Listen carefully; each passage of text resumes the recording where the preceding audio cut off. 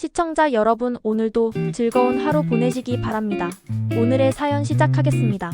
안녕하세요. 이 글을 쓰는 내내 마음이 조금 무겁습니다. 제가 과연 못된 것인지 아니면 정말 너무한 건지 판단이 잘 서지 않아 많은 분들의 의견을 듣고자 이렇게 글을 올려봅니다. 제 이야기를 차분히 들어주시면 정말 감사하겠습니다. 저와 제 신랑은 둘 다 외동입니다. 형제도 자매도 없이 자라서 서로에게 가족이라는 개념이 남다른 존재가 되었죠. 저희는 사귀기 시작한 지 1년쯤 지났을 무렵 결혼 이야기가 자연스럽게 오갔고, 당시 각자 모아둔 돈이 꽤 있었던 편이라 양가 부모님의 도움을 조금 더해 대출 없이 작은 빌라를 신혼집으로 마련할 수 있었습니다. 사실 저희가 시작한 결혼 생활은 요즘 세대 기준에서는 꽤 안정적인 편이었어요. 신혼집을 포함해 혼수, 예물, 결혼식 비용 등 모든 것을 철저히 반반으로 했고요. 심지어 예단이며 꾸민비 같은 디테일한 부분까지 따져보면 오히려 저희 친정 쪽에서 조금 더 부담했다고 말할 수도 있습니다. 그렇게 공평하게 시작된 결혼이었기에 저는 앞으로의 삶도 서로를 존중하고 배려하며 살아갈 수 있을 거라고 굳게 믿었습니다. 저는 지금 39, 30대 후반이고 제 신랑은 40이 넘었습니다. 나이로만 보면 저희는 인생의 어느 정도 무게를 감당할 수 있을 만큼의 경험과 책임감을 가지고 있다고 생각합니다. 하지만 결혼 초창기에는 그런 기대가 꽤 많이 흔들렸던 시절이 있었어요. 신혼 초, 그러니까 제가 아직 20대 후반이었을 무렵의 이야기입니다. 그땐 철도 없었고 솔직히 말해 시댁이라는 관계의 복잡함도 잘 몰랐기에 시어머니의 말과 행동을 그대로 받아들이며 상처를 받는 일이 많았습니다. 시어머니는 자주 연락하시고 별일 아니어도 집에 오라가라 하셨으며 아무렇지 않게 막말을 하시기도 했습니다. 처음에는 그냥 시어머니가 원래 그런 분인가 보다 하고 넘기려고 했습니다. 하지만 그 말들이 누적되고 시어머니의 태도가 당연하다는 듯 계속되자 마음이 힘들어졌고 결국 신랑과도 여러 번 싸우게 되었습니다. 처음엔 당연하게도 신랑은 시어머니의 편이었습니다. 어머님은 원래 그런 분이시다. 그냥 흘려들어. 괜히 갈등 만들지 말자는 식으로 저를 다독이는 듯 하면서도 사실상 외면하는 말들로 일관했죠. 그런 신랑의 태도에 저는 더 상처를 받았고 속상한 마음을 표현하면 오히려 예민하다는 말을 들을 때도 있었습니다. 그러다 어느 순간 신랑도 제가 겪는 일들이 단순한 감정 과잉이 아니라는 걸 깨닫기 시작했던 것 같아요.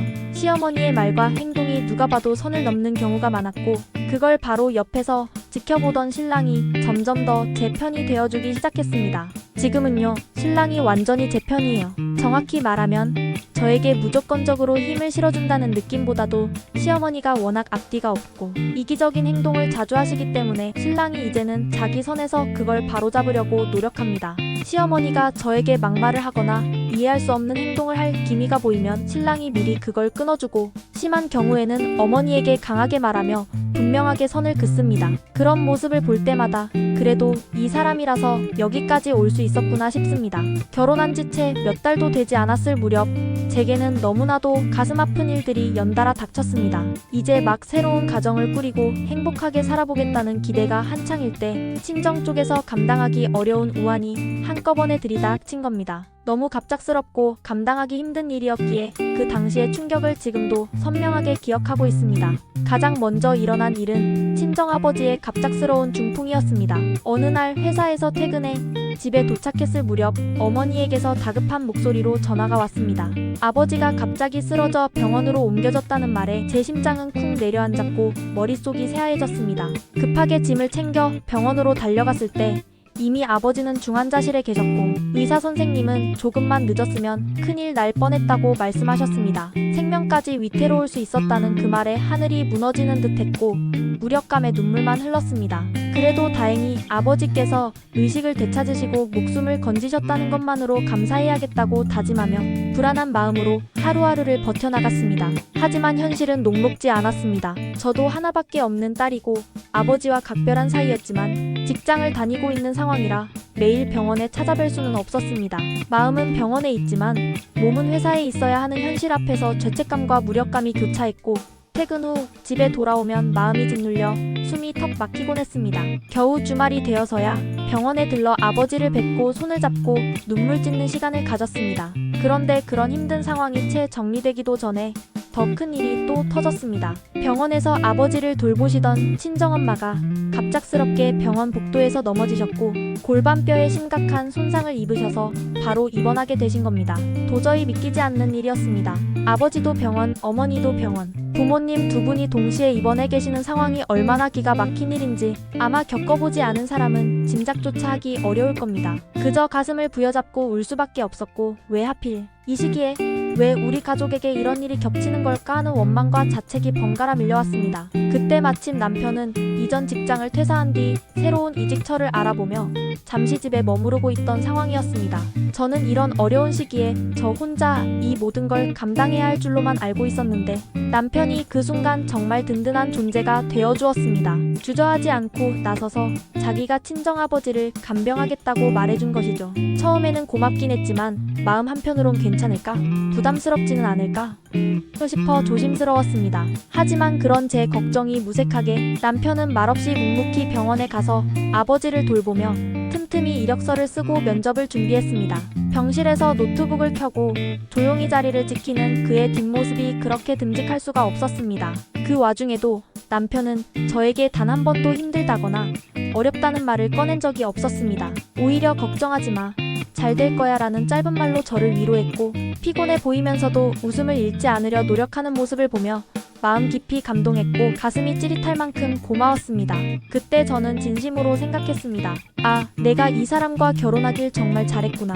이 사람이라서 다행이구나 하고요. 남편의 그런 우직하고 따뜻한 모습은 평생 가도 잊지 못할 제 결혼 생활의 가장 큰 위로이자 감사한 기억으로 남아있습니다. 그런데 그렇게 헌신적으로 남편이 친정아버지 병간호를 시작한 지 일주일도 채 지나지 않아 그 사실이 시가 쪽에 전해졌습니다. 그때부터 상상도 못했던 일이 벌어졌어요. 시어머니는 그 이야기를 듣자마자 불같이 화를 내며 남편에게 전화를 걸어 장인 병간호는 절대 하지 말라고 강하게 말했습니다. 남편은 차분하게 엄마, 지금 도와줄 사람이 없고 내가 시간이 되는 상황이니 그냥 내가 간호하겠다고 설명했지만 시어머니는 아예 귀를 닫고 듣지 않았습니다. 남편이 계속해서 자기 뜻을 고수하자 시어머니는 결국 직접 병원으로 찾아왔고 남편을 앞에 두고 고래고래 소리를 지르며 왜 남의 집 사정을 네가 나서서 감당하냐, 제정신이냐는 식의 말을 퍼부었습니다. 남편은 그런 어머니의 반응에 질린 얼굴이었지만 결국 이건 내가 결정한 일이니 상관 마세요 라고 단호하게 말하고 시어머니를 돌려보냈습니다. 그런데 일이 그걸로 끝난 게 아니었습니다. 시어머니는 곧장 발걸음을 돌려 이번엔 입원 중이신 제 친정엄마 병실로 찾아갔다고 합니다. 그리고 그 병실에서 저희 엄마에게 대뜸 이렇게 말했다는 겁니다. 딸이 남편을 부려먹는 것도 모자라서 이제는 우리 아들까지 장인 병간호 시키는 거 도대체 무슨 생각으로 그러는 거냐며 돈이 없어서 간병인을 못 쓰냐, 자식 얼굴에 먹칠 좀 그만해라고요. 그 말을 들은 엄마는 말문이 막혀 아무 말도 못하셨고 시어머니는 그렇게 일방적으로 말을 쏟아내고 병실을 나갔다고 합니다. 며칠 뒤 엄마는 병실에서 저에게 그 이야기를 조심스럽게 꺼내며 펑펑 우셨습니다. 내가 어찌 그리 수모를 당했는지 내 시어머니가 그렇게까지 말할 줄은 몰랐다 하시며 병실 한켠에서 두 손으로 얼굴을 감싸고 참았던 울음을 터뜨리셨습니다. 평생 남 눈치 보지 않고 당당하게 살아오신 저희 엄마가 그런 식으로 무시당하고 모욕당했다는 사실에 저는 분노로 온몸이 떨렸습니다. 그 일은 제 어머니의 자존심에 너무나도 큰 상처를 남겼고 저 또한 그날 이후로 시댁에 대한 마음이 완전히 돌아섰습니다. 그 길로 우리는 간병인을 따로 구해 친정아버지 병간호를 맡겼고 이후 친정엄마가 퇴원하신 뒤로는 직접 아버지를 돌보셨습니다. 시간이 지나 꾸준한 재활치료 덕분에 지금 아버지는 큰 보조기구 없이도 일상생활을 하실 수 있을 정도로 많이 회복하셨습니다. 몸은 나아졌지만 그 당시 우리가 겪었던 모욕과 상처는 마음속 깊이 자리 잡은 채 지워지지 않고 남아있습니다. 엄마는 지금도 가끔 그때 일을 회상하며 그날 내가 얼마나 수치스러웠는지 모른다고 하십니다. 마음이 쓰려오고 몸이 저릴 정도로 가슴이 타는 느낌이었다고요. 저는 그 말을 들을 때마다 똑같이 가슴이 무너지고 또 다시 화가 치밀어 오릅니다. 그 이후로 저는 시댁과 거리를 두고 살아왔습니다. 명절도 평소 연락도 최소한으로 줄였고 더 이상 억지로 애쓰지 않기로 마음을 굳혔습니다. 그렇게 조용히 살아가던 어느 날 지난주였습니다. 갑자기 시어머니에게서 문자가 도착했습니다. 무릎 십자인대가 파열돼서 수술을 받게 되었다. 입원 후에는 간병해줄 사람이 없다는 내용이었습니다. 문자를 보는 순간 저는 믿기지 않는다는 생각에 한동안 휴대폰을 들고 멍하니 앉아 있었습니다. 그분 입에서 그런 부탁이 나올 수 있다니요. 하지만 별 말하기도 싫고 얼굴 붉히기도 지쳐서 저는 담담하게 간병인 알아봐드릴게요 라고만 답장을 보냈습니다. 그러자 또 다른 문자가 도착했습니다. 회사 끝나고 병원에 들르라는 시어머니의 말이었습니다. 저는 짧게 남편 보내겠습니다 라고 답했지요. 그랬더니 곧장 다시 문자가 도착했는데요. 바쁜 사람을 왜 보내느냐?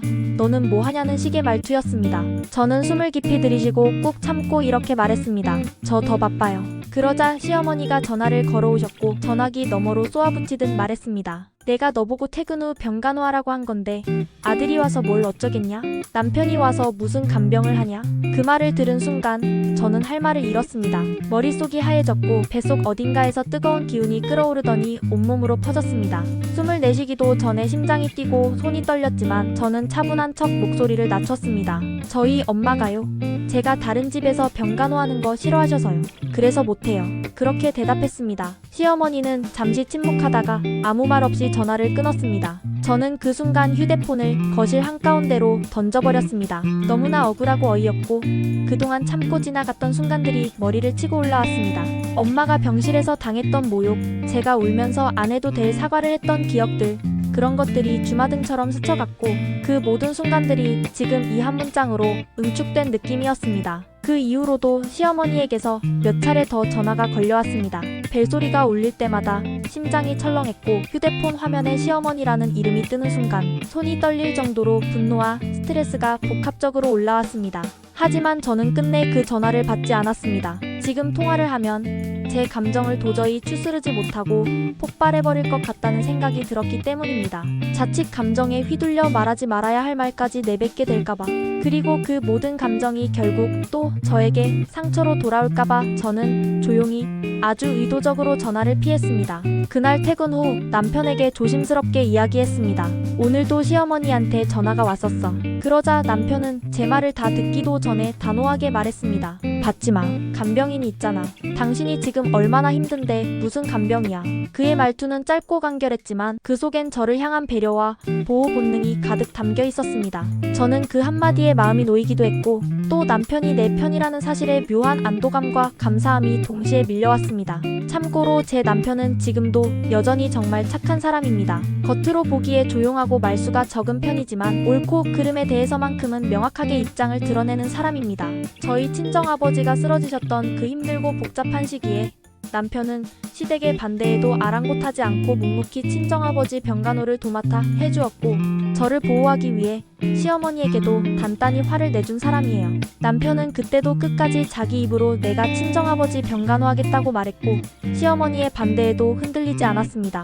하지만 결국엔 시어머니가 병실까지 찾아가서 저희 엄마에게 모욕적인 말을 했고 그 일로 엄마와 제가 너무 큰 상처를 받아 더는 견딜 수 없었기 때문에 자존심을 지키기 위해 간병인을 구했던 것이었습니다. 남편도 그 모든 과정을 알고 있기에 지금 시어머니의 요청이 얼마나 염치 없는 것인지 누구보다 잘 이해하고 있습니다. 그런 남편과 함께 내일 주말을 맞아 시어머니 병문안을 가기로 했습니다. 병문안은 최소한의 도리라 생각해서 결정을 내렸지만 막상 그날이 다가오자 마음이 뒤숭숭하고 머릿속이 복잡해졌습니다. 솔직히 지금 가장 걱정되는 건 그 자리에서 제 마음속에 눌러두었던 감정이 갑자기 터져버릴까봐입니다. 엄마가 병실에서 받았던 수모, 저희 가정에 흘러들어온 모욕과 상처, 그리고 이제 와서 아무렇지 않게 도와달라고 문자를 보내는 시어머니의 뻔뻔한 태도까지, 그 모든 것이 제 안에 쌓이고 쌓여서 도저히 무표정으로 앉아있을 수 있을지 자신이 없습니다. 혹시나 내일 시어머니 얼굴을 마주한 순간 분노와 서운함이 치밀어 올라 눈물이라도 흘릴까 두렵고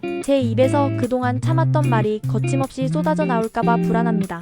저는 누군가를 의도적으로 공격하는 사람이 아니지만 상처받은 마음이 무너질 때는 말이라는 게 얼마나 날카로운 무기가 될 수 있는지도 잘 알기에 내일이 더욱 걱정스럽습니다. 그래서 저는 지금 여러분들께 조언을 구하고 싶습니다. 내일 저는 어떤 마음가짐으로 병문안을 가야 할까요? 무슨 말을 어떻게 꺼내야 좋을까요? 아니면 말을 꺼내지 말고 차라리 무표정하게 자연스럽게 지나가는 게 맞을까요? 그 상황에서 저 자신을 지키면서도 너무 상처받지 않도록 현명하고 단단한 사람이 되려면 어떻게 해야 할지 지혜를 나눠주셨으면 합니다. 후기 이렇게 제 이야기에 많은 분들이 진심 어린 관심을 가져주시고 마치 본인의 일처럼 걱정해주시며 수많은 댓글과 조언을 남겨주셨다는 사실이 아직도 실감이 나지 않을 정도로 감사한 마음뿐입니다. 처음 글을 올릴 때만 해도 속이 억울하고 부글부글 끓기만 했는데 여러분이 남겨주신 댓글 하나하나를 정성스럽게 읽다 보니 저도 모르게 제 안에 분노가 조금씩 누그러졌습니다. 이건 내가 이상한 게 아니었구나.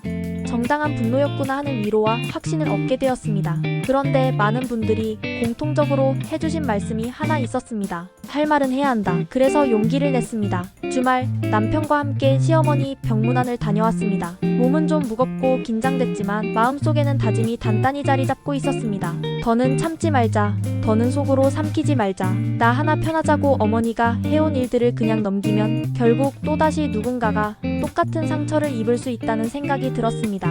병실 문을 열고 들어서자마자 시어머니는 냉소적으로 말씀하셨습니다. 수술한 지가 언젠데 참 빨리도 왔다. 그 말에 저는 웃음도 대꾸도 하지 않았고 옆에 있던 남편이 먼저 나섰습니다. 엄마, 왜 그런 말씀을 하세요? 하지만 시어머니는 아랑곳하지 않았습니다. 오히려 주변에 병실을 같이 쓰고 있는 환자들과 보호자들 들으라는 듯이 일부러 더 크게 말씀하셨습니다. 며느리 하나 있는 집에서 시어미 병간호도 안 한다고 말이야. 그 말이 제 귀를 때리는 순간 제 안에 뭔가가 딱 하고 끊어졌습니다. 저는 시어머니를 똑바로 쳐다보며 또박또박 말했습니다. 어머니 병간호는 못하겠습니다. 그 순간 병실이 조용해졌습니다. 저는 주춤하지 않았습니다. 예전에 친정아버지가 중풍으로 쓰러지셔서 병원에 입원하셨을 때 남편이 병간호하겠다고 나섰지만 어머니는 그게 못마땅하시다 못해 병원에 계신 저희 엄마까지 찾아가셔서 간병인 쓸 돈도 없냐며 막말을 하셨죠.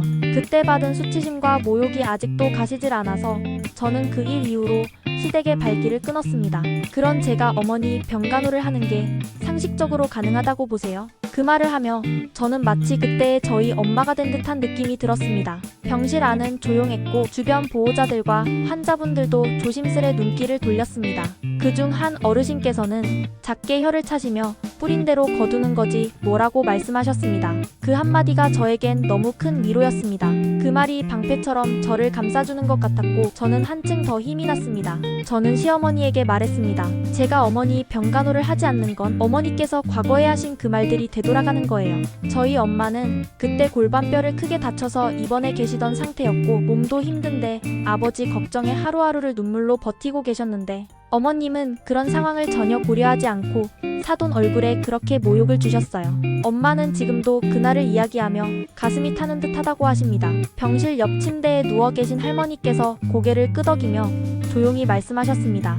이런 그랬구먼. 그분의 연민 어린 한숨에 저는 다시 용기를 내어 말을 이었습니다. 만약 어머니가 그때 단순히 남편이 간병하는 걸 불편해하신 정도로만 끝났다면 제가 이렇게까지 가슴에 한을 품고 있진 않았을 거예요. 그런데 굳이 병실까지 찾아가셔서 우리 엄마를 무안하게 만들고 남편이 간병하는 걸 원천 봉쇄하셨잖아요. 저는 그때 부모님께 너무 죄송했어요. 그래서 어머니께 미안하지만 저는 절대 병간호 못합니다. 그리고 저는 가슴속에서 요동치는 감정을 누르며 병실을 나왔습니다. 시원함과 떨림이 반씩 뒤섞인 그 감정은 묘하게 저를 안정시켰고 동시에 긴장이 풀리며 다리에 힘이 풀리는 듯한 느낌이 들었습니다. 남편은 제 손을 꼭 잡아주었고 말없이 병원 복도를 걸었습니다. 돌아오는 차 안 창밖을 보는데 문득 눈물이 났습니다. 나 할 말 다 해서 시원한 줄 알았는데 당신이 그때 우리 아빠한테 그렇게 잘해줬잖아. 나는 그걸 못해줘서 미안해. 그 말을 꺼내는 순간 목이 메었고 눈물이 뺨을 타고 흘렀습니다. 남편은 조용히 제 손을 잡고 말했습니다. 당신 하나도 안 틀렸어. 나는 그때 내가 옳다고 생각해서 간병한 거고 지금 당신도 옳은 선택을 한 거야. 만약 당신이 병간호를 했다면 그럼 진짜 장모님은 그날 있었던 일을 평생 잊지 못하고 더 괴로워하셨을 거야. 엄마는 간병인 쓰면 돼. 당신은 괜한 죄책감 갖지 마. 그 말에 저는 또 한 번 울컥했습니다. 남편의 그 단단한 한마디가 복잡하게 얽힌 감정을 서서히 풀어주는 매듭이 되었고 저는 마음 한켠이 조금은 가벼워진 것 같았습니다. 끝까지 제 편이 되어준 남편에게 그리고 이 모든 과정을 함께 공감해준 여러분에게 진심으로 감사드립니다.